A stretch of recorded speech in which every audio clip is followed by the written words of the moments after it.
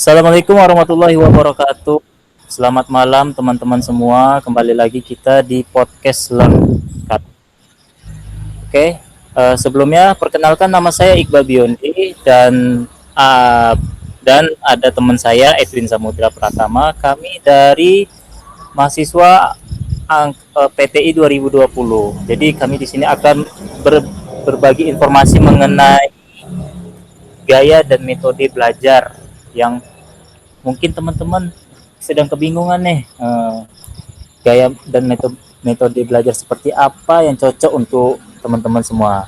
Oke, namun sebelum itu buat teman-teman yang belum tahu LEARN itu apa, jadi LEARN ini adalah salah satu program kerja dari PSDM MPTI yang tujuannya sebagai wadah bagi mahasiswa untuk saling berbagi informasi dan pengalaman yang bisa menginspirasi teman-teman semua. Nah, jadi ini sangat bermanfaat bagi teman-teman nih. Oke, dengerin ya. Oke, kita langsung saja ke pertanyaannya. Namun sebelum itu, bagaimana Edwin? Survei kemarin? Halo, masuk ya Halo. suaraku ya? Oke, masuk.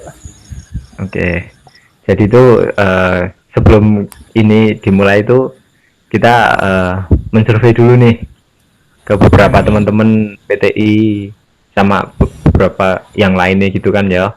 Dan yang respon tuh lumayan banyak Bal. Jadi ada 62 responden gitu ya. Wah, mantap. Keren. Nah, Gila semoga banget. ini bisa merepresentasikan gitu ya sama apa yang mau kita bahas nanti gitu. Oke, Val, mungkin langsung aja sih bisa. Oke, lanjut. Pertanyaan pertama.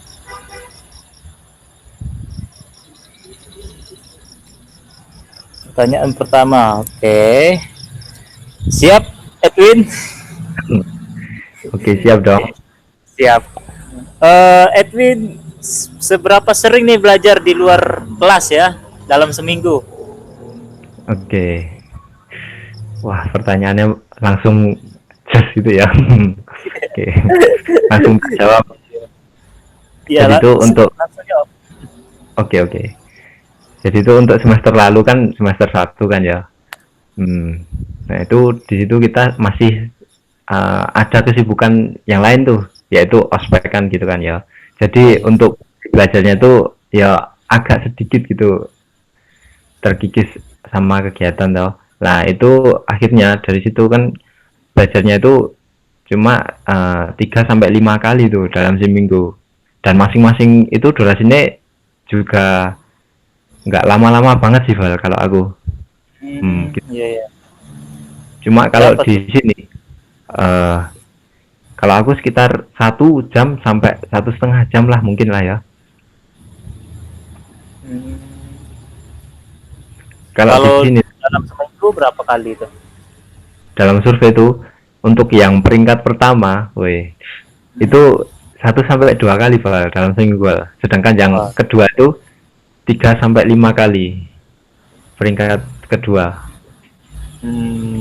Ini menunjukkan sama teman-teman kalau misalnya 1 sampai 2 kali ini banyak kegiatan kayak ospek ya. Jadi Ya, fokusnya terbagi gitu ya. ya benar sih. Iya. Oke, kalau dirimu sendiri gimana nih Val? Dalam seminggu tuh berapa kali belajar di luar kelas Val?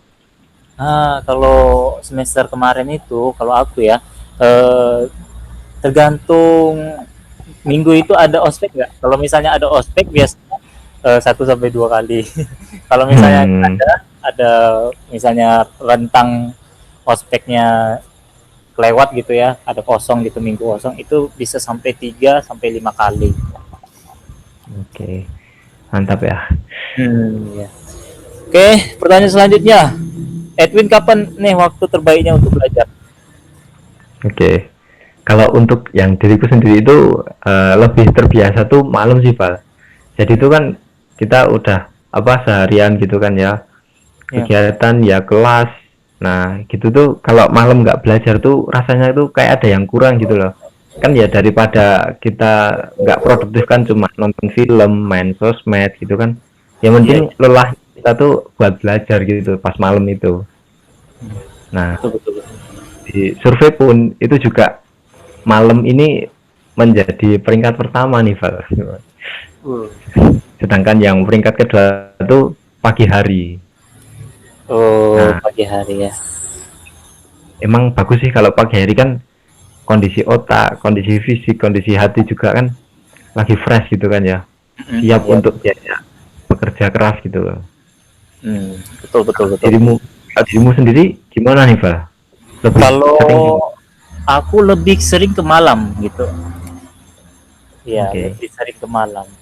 Cuman ya untuk teman-teman nih yang mendengarkan, kalau misalnya lebih sering ke malam, jangan sampai meninggalkan kualitas tidurnya ya, karena Nah, bisa iya. mengganggu konsentrasinya saat kelas besok besok harinya atau kegiatan paginya gitu. Jadi nanti ya sampai kita belajar terus, tidurnya kualitas tidur kita terganggu, jadi kita malah ngantuk-ngantuk dan itu nggak sehat gitu kan secara Ya, benar. ilmu kesehatan juga. Oke, pertanyaan selanjutnya, dalam mencatat suatu materi lebih memilih kayak mana nih mencatat materinya, Edwin? Mm. Oke, kalau untuk yang pengalaman semester lalu kan ya baru awal-awal gitu kan. Kalau Hmm. aku waktu itu seringnya lebih nyatet tuh pakai notepad atau word sih. Jadi pakai aplikasi gitu kan. Jadi Ya, di ya. bawah screenshot PowerPoint itu tak kasih penjelasannya sama parafrase penjelasan dosen itu gitu. Nah, nanti setelah kelas tak rapiin gitu sih, Val. Kalau menurut survei ini dia tuh menunjukkan bahwa 75% tuh lebih suka menggunakan kertas gitu. Aku pun sebenarnya suka, cuma ya baru awal-awal gitu kan agak keteteran, jadi cari yang simpel-simpel gitu. Iya, iya. Benar, Kalau benar. dirimu sendiri gimana, Pak? Kalau aku lebih ke kebanyakan ya, lebih seringnya ke ini sih, nulis di Word gitu, Word atau Oke. Notepad gitu, nanti dikasih judul pelajaran apa hari ini gitu. Cuman kalau untuk kayak pengingat, sebagai pengingat tugas atau pengingat ujian atau hal-hal yang deadline gitu dalam waktu dekat, itu biasanya Hmm. aku catat di buku catatan. Bisa sih kan, kalau mencatat tuh sebenarnya juga membuat kita lebih panjang gitu kan ya ingatannya, apa yang kita tulis tuh lebih mudah kita ingat gitu kan ya. Val, Ya sebenarnya. benar. Jadi penting tuh teman-teman semua kalau mau paham gitu kan ya sama ingat suatu materi yang susah, nah itu dicatat aja secara konsep tuh gimana, terus garis besarnya itu membahas tentang apa sih gitu lah, nanti pastilah bisa untuk mengingat gitu ke depan nih. Iya, benar sekali. Gitu ya teman-teman, jangan sampai malas mencatat ya di buku tulis. Karena terlalu banyak kemudahan, jadi kita malah tidak melupakan mencatat di buku tulis, itu jangan sampai ya. Oke, benar. Oke. Selanjutnya, Edwin nih lebih suka belajar kayak mana nih? Sendiri atau berkelompok? Oke. Kalau aku sendiri ya, Val, itu aku lebih suka yang berkelompok gitu kan. Di berkelompok tuh kita ada diskusinya, ada kita saling menjelaskan gitu kan. Itu nggak tahu kenapa ya, aku jadi lebih paham gitu daripada belajar sendiri tuh malah bawaannya ngantuk, capek gitu, kayak aras-arasan gitulah Jawa nih. Nah, kalau belajar kelompok tuh selain itu juga ada kayak sistem reminderingnya. Iya, iya. Jadi misalnya kalau pas lagi males itu, ayo semangat gitu kan ya, Hmm. ntar jadi semangat lagi, terus diingetin lagi nih nilai penting belajar tuh apa gitu kan, jadi belajar gitu. Nah, Iya, benar. cuma di survei ini menunjukkan 66% tuh lebih suka belajar sendiri, Pak. Jadi Oh, mungkin karena udah memahami bahwa speed belajar tiap orang tuh beda-beda gitu kali ya. Jadi iya. lebih memilih fokus ke diri itu. Kalau dirimu, Hmm. Oh, kalau lebih sukanya ya, lebih sukanya itu kita belajar berkelompok gitu. Karena dari belajar kelompok ini kita bisa saling saling berbagi informasi kan.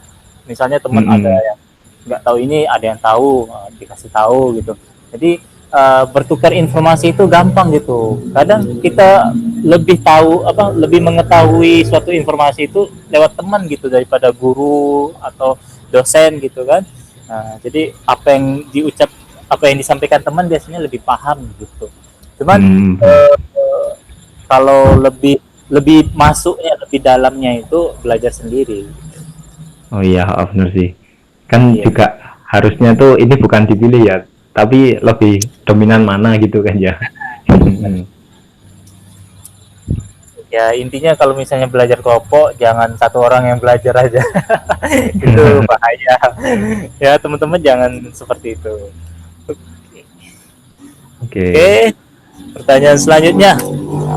Eh, Edwin suka belajar dengan gaya seperti apa nih? Ada teks, Hmm. video, audio, atau praktek langsung, atau ada yang lain? Oke. Hmm. Kalau kalau di aku sendiri tuh lebih suka yang active learning gitu. Jadi kayak kita praktek langsung atau trial and error gitu kan, itu bisa membuat kita bertanya-tanya kok bisa gitu sih. Nah itu baru kita masuk ke teks. Lebih kalau misal nyari cepetnya itu di teks sih. Kalau video kan dijelasin pelan-pelan gitu kan ya Val. Iya, iya, iya. Tapi Benar. pada intinya lebih ke praktek langsung, dan itu langsung menjelaskan ke orang-orang lain gitu yang belum paham. Jadi kan orang lain itu bakal bertanya nih, kalau gini gimana, kalau gini gimana gitu kan. Kan itu jadi pertanyaan buat kita juga. Oh iya ya, gimana ya gitu kan. Kita jadi aktif mencari gitu kan. Nanti pastinya juga jadi lebih paham gitu. Iya, Di iya. survei pun itu juga menunjukkan hasil yang sama, Bal. Jadi lebih suka praktek langsung atau trial and error gitu. Hmm, iya, iya, iya, mantap. Kalau dirimu sendiri gimana tuh, Bal? Lebih suka mana? Kalau diriku pribadi lebih suka ke praktek langsung sih. Sama Ya, sih. karena yang tapi ini khusus untuk mata kuliah atau pelajaran yang dia bisa langsung praktek gitu kalau misalnya ya. Tapi kalau misalnya teori, kalau kan filsafat kan lebih ke teori itu kan prakteknya agak susah gitu. Nah, Mm-mm. jadi kalau untuk kayak pemrograman dasar dan yang berhubungan dengan praktek itu biasanya eh, lebih pahamnya itu kita praktek gitu. Kalau misalnya secara teori kurang kurang ingat gitu. Kalau praktek kita bisa ingat pas ujian tulis misalnya, oh ini jawabannya ini karena hal yang saya lakukan sebelumnya seperti ini gitu. Jadi Mm-mm. ini lebih damage-nya lebih besar gitu. Oke, benar-benar. Mm-mm. Oke, selanjutnya tentang gaya belajar Edwin nih gimana nih? Coba ceritain sedikit. Oke.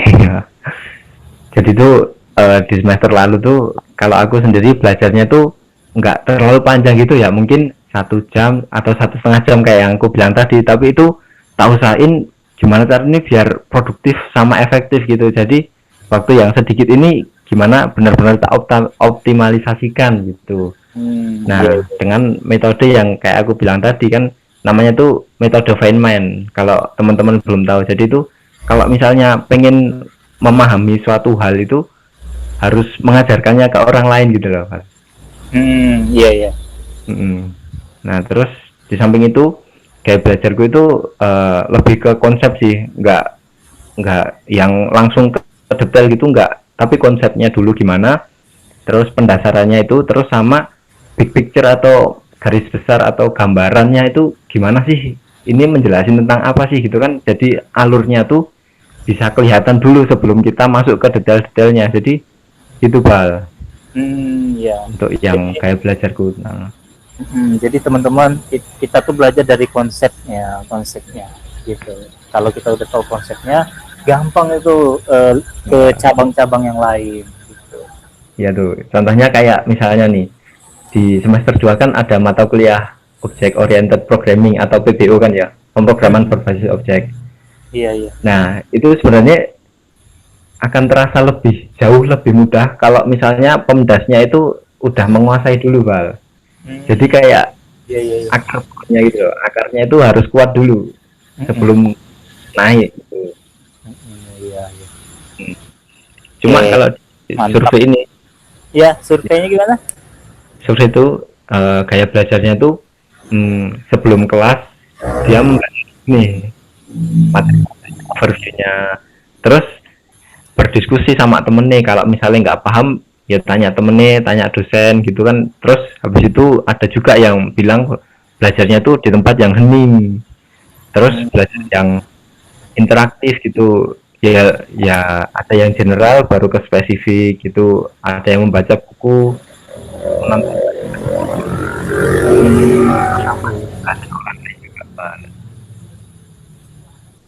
kayak gitu Oh, sih.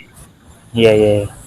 Kalau dirimu sendiri gimana nih Kalau semester lalu? diriku dengan patokan semester lalu ya, gaya belajarku itu gini, aku belajar itu yang aku suka dulu, yang aku lebih mengutamakan yang aku suka, meskipun yang aku suka itu sedikit gitu, tapi Hmm. kita bisa benar-benar menguasai satu bidang itu. Karena kalau misalnya kita berusaha untuk menguasai semuanya dan itu nggak sesuai dengan keinginan atau yang bisa diterima oleh otak kita gitu kan, nah itu agak susah. Jadi Hmm. bisa semua apa, belajar semuanya tapi nggak dapat apa-apa gitu. Lebih baik kita mengkerucut ke satu bidang gitu. Misalnya aku lebih fokus ke pemrograman gitu. Kalau materi lain selain pemrograman mungkin agak kurang, tapi nggak sampai anjlok kali gitu. Jadi Hmm. penting lebih belajar yang aku suka gitu. Itu sih menurut Ya sih. ya belajar aku gitu. Ya, soalnya kan dari yang kamu suka itu nanti bisa merambah meraba-raba yang lain. Jadi kayak dari satu nanti bakal bercabang, bercabang, bercabang gitu terus. Nanti jatuhnya juga menguasai semua, Bal. Iya, benar juga ya. Ya. Mantap, Bal. Iya. Wah, wah, keren keren. Nah, perlu diingat nih teman-teman, jangan sampai kita ingin mendapatkan nilai semuanya bagus gitu, malah kualitas dari eh, skillnya itu nggak dapat, itu yang Nah, percuma ya. hmm, Oke, selanjutnya pertanyaan selanjutnya itu, nah tadi kan tentang gaya belajar tuh, dari 1 sampai 5 menurut Edwin puas nggak dengan gaya belajar Edwin yang tadi itu? kalau aku ya, kalau skala 1 sampai 5, kalau ditinjau dari kualitasnya, aku kasih nilai 4 deh, 4. Tapi kalau kuantitasnya atau seberapa banyak belajarnya itu wah rendah, itu mungkin 2 apa 2,5. Iya. Iya. Kenapa tuh? Ya soalnya masih kurang aja, kayak waduh kok ini cuma segini sih gitu kan, harusnya kan bisa di improve lagi kan, waktu belajarnya ditambahin lebih banyak terus lebih efektif juga gitu. Iya Nah, iya. kalau di survei itu dia tuh lebih banyak ke angka 3 sih, Val. Sebanyak 41% tuh lebih memilih angka 3 gitu untuk ditanyai seberapa puas. Kalau dirimu sendiri gimana nih, Val? Lebih. Kalau aku dari skala 1 sampai 5 3 sih. Mm-mm. Oke. Karena duanya Kenapa tuh? ini kekurangan referensi pustaka gitu. Jadi terutama mata kuliah yang bersifat teori ya. Kalau bersifat praktikum kayak pemrograman dasar biasanya lebih banyak ya, relatif lebih banyak di internet gitu dengan bahasa Inggris. Cuman kalau Hmm. untuk teori-teori ini kadang-kadang agak sulit karena kata kuncinya ini kita nggak terpikirkan gitu. Jadi Oke, ya bener sih. apalagi kuliah online, kalau misalnya kuliah offline kita bisa cari di perpustakaan gitu. Nah, ya. Oke.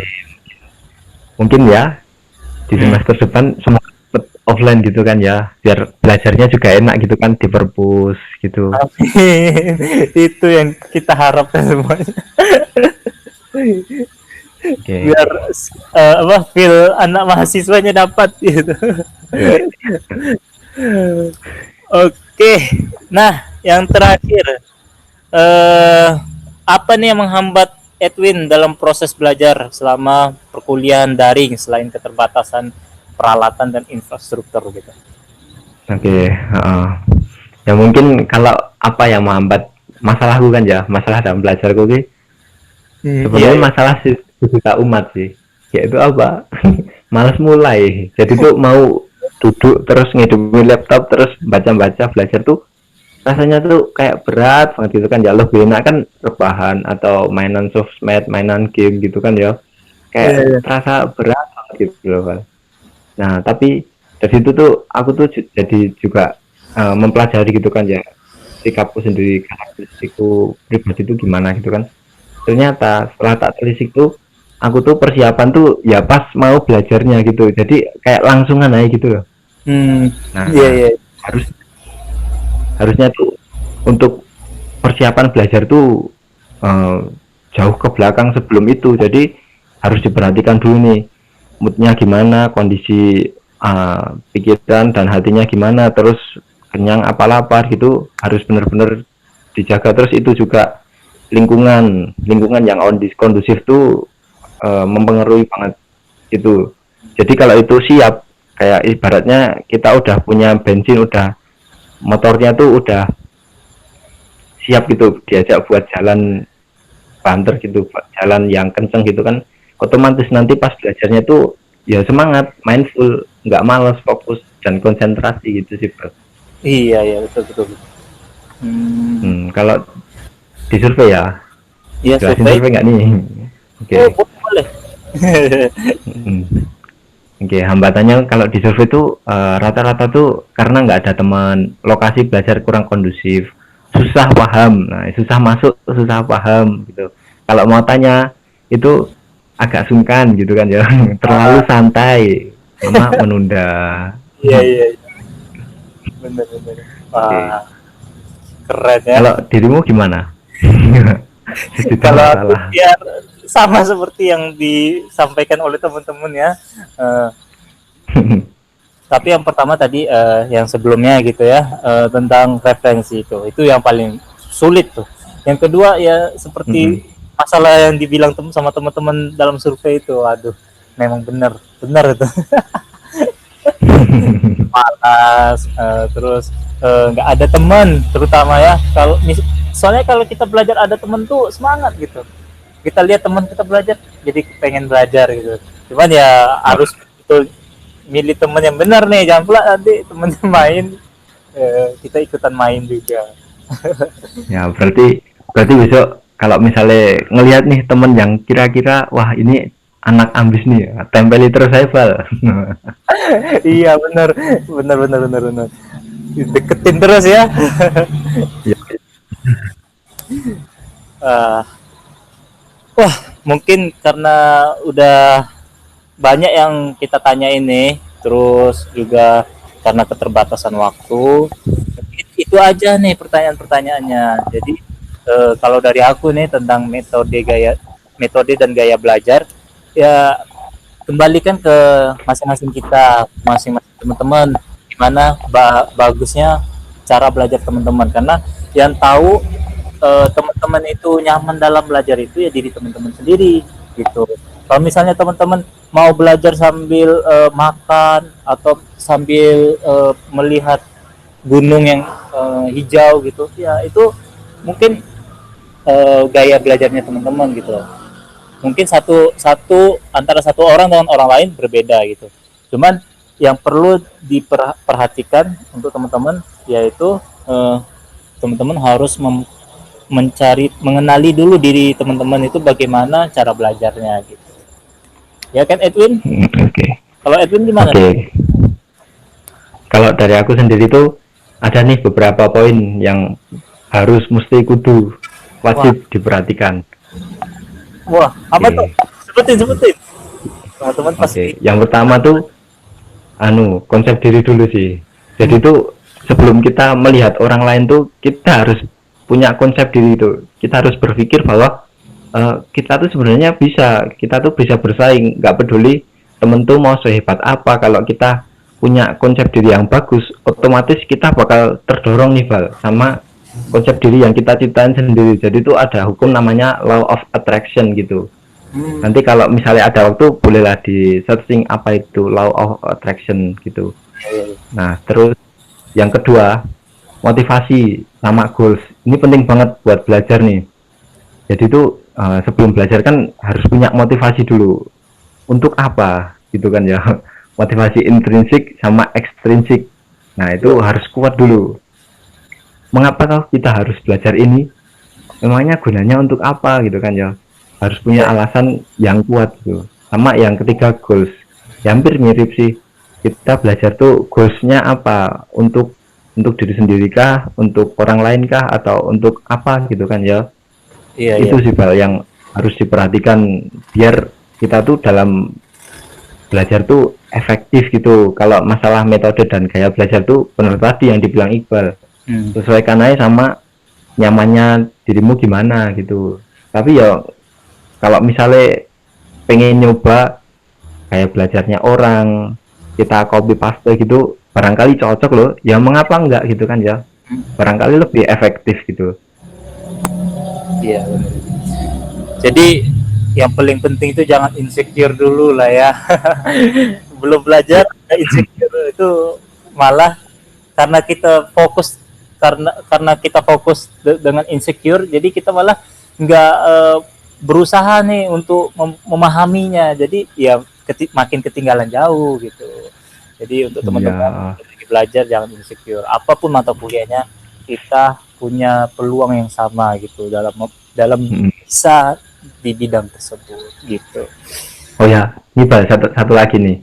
Apa tuh? Kalau masa lalu tuh berpengaruh sama masa kini kan ya. Apa yang terjadi saat ini tuh dipengaruhi sama belajarnya kita di masa lalu. Tapi kalau masa depan itu dipengaruhi sama gaya belajarnya saat ini. Jadi masih ada waktu nih buat memperbaiki masa depan gitu kan ya, memperbaiki cara metode gaya belajar kita di masa depan gitu. Yaitu apa ya, mulai dikit-dikit gitu sih. Bener banget. Ini yang harus teman-teman yang dengar ini harus dicatat, diingat nih. Harus memperbaiki cara harus meningkatkan gitu ya bagaimana kondisi belajarnya gitu, biar kita bisa mengubah masa yang akan datang gitu menjadi lebih baik. Oke, mungkin itu saja yang bisa aku sampaikan nih. Edwin, ada lagi nggak yang mau disampaikan teman-teman? Udah sih Bal itu. Okay. Udah Cukup. Baik, terima kasih kepada teman-teman yang sudah mendengarkan podcast Learn pada episode kali ini. Jangan lupa untuk terus dijaga kesehatannya, jangan lupa berolahraga dan jaga pola hidup sehat. Kalau teman-teman mau keluar-keluar, yang apalagi kita nih sekarang lagi mau liburan ya, udah liburan sih, itu jangan lupa pakai protokol kesehatan. Kita harus tertib, disiplin agar COVID-19 ini cepat pergi dari kehidupan kita. Karena kan nggak mungkin kita sampai lulus wisuda online terus. Itu sangat ya jangan sampai. Oke, mungkin itu saja yang bisa kami sampaikan atau kami bincang-bincangkan. Yang baik silakan teman-teman ambil ya, dan teman-teman terapkan dalam pembelajaran di perkuliahan agar teman-teman dan kita semua bisa sukses untuk menggapai apa yang kita inginkan. Amin. Oke, kita aku tutup nih. Sekian podcast dari kami berdua. Assalamualaikum warahmatullahi wabarakatuh. Selamat malam. Jaga kesehatan teman-teman semua.